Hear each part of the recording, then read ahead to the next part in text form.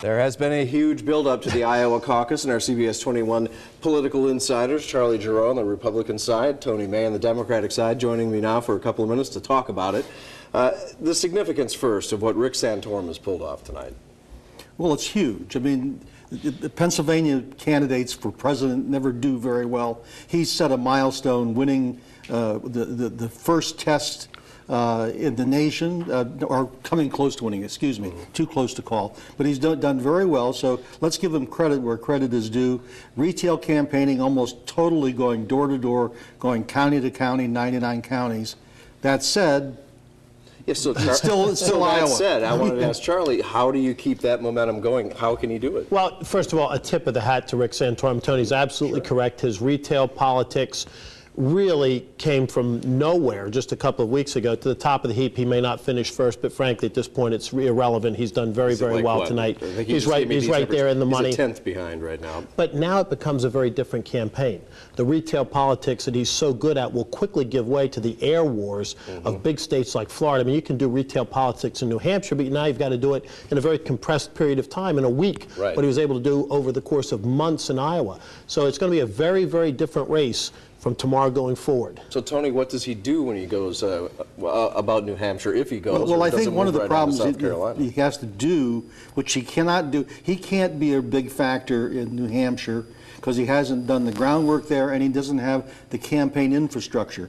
I mean, because he had to, he put all of his eggs into Iowa, practically lived there for several months, and it bore fruit for him. But he has to try to replicate that quickly.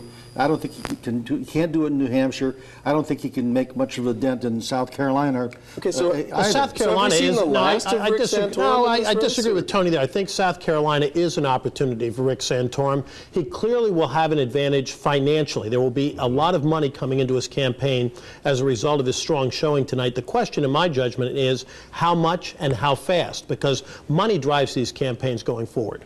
So, what does it mean to Mitt Romney? They expected him to win. He's so close to the top.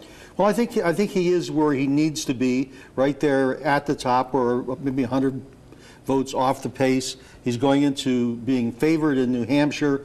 If he doesn't get savaged in some way we're not going to be aware of in the next week, he should win handily in New Hampshire.